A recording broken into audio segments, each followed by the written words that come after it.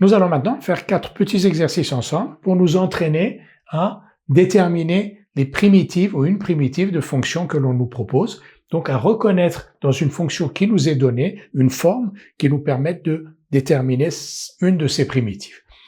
Alors, commençons par la première. F de x égale x plus 1 fois x2 plus 2x moins 7 puissance 4 et de la forme a u' u puissance 4. Si on est capable de mettre f sous cette forme-là, vous voyez que l'on peut déterminer tout de suite une primitive de f parce que u' u puissance 4 à un coefficient près, c'est la dérivée de u puissance 5. Si on dérive u puissance 5, c'est 5 u' u puissance 4. Et ici, on a u' u puissance 4 et la partie est presque gagnée. Donc, est-ce que l'on peut mettre f de x sous la forme a u' u puissance 4? Alors pour u, c'est relativement facile, donc on a ici x2 plus 2x moins 7 puissance 4, et on se dit que u de x doit être égal donc à x2 plus 2x moins 7. Et on va voir si ça marche ou pas. Ça ne va pas forcément marcher, mais donc si ça marchait, x2 plus 2x moins 7 est donc naturellement la valeur que prendrait u. Donc u de x égale x2 plus 2x moins 7. u' de x, c'est 2x plus 2. u' de x, c'est 2x plus 2, alors qu'ici, on n'a que x plus 1. Donc a égale 1 demi.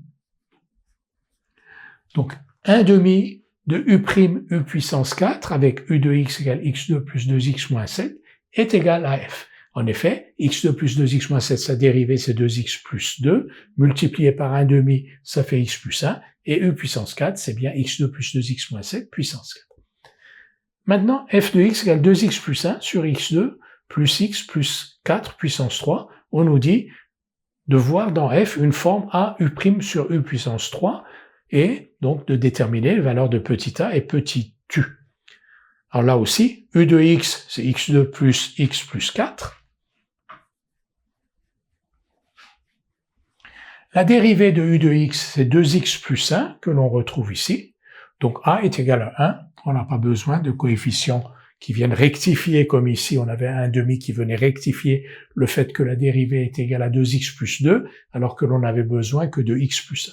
Ici, pas besoin de rectification, donc a égale 1.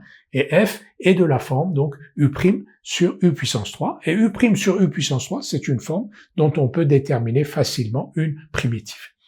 F de x égale moins x moins 3 sur racine de x2 plus 6x plus 10. Et on nous dit que f est de la forme a u' sur racine de u, et on nous demande de déterminer u et petit a. Alors u, vous voyez, on a racine de u ici, on a racine de x2 plus 6x plus 10, donc naturellement, on va poser u de x égale x2 plus 6x plus 10. U', c'est donc 2x plus 6. U', c'est 2x plus 6, alors qu'ici, on a moins x moins 3. Donc, vous voyez, u', c'est 2x plus 6. Ici, on a moins x moins 3. Ça veut dire donc moins 1 demi de la dérivée. En effet, 2x plus 6, si vous le multipliez par moins 1 demi, vous obtenez moins x moins 3. Donc, a égale moins 1 demi. Revérifions. Si on fait moins 1 demi de u', ça fait donc moins 1 demi de 2x plus 6. Ça fait donc moins x moins 3 que l'on retrouve ici avec racine de u au dénominateur.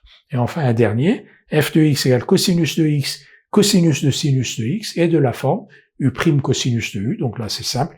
On va poser donc u de x égale sinus de x. Et l'on voit bien que u' de x, c'est cosinus de x, et cosinus de u de x, c'est bien cosinus de sinus de x. Et là, on sait déterminer une primitive de u' cosinus de u, c'est tout simplement sinus de u. Parce que quand vous dérivez sinus de u, vous obtenez u' cosinus de u.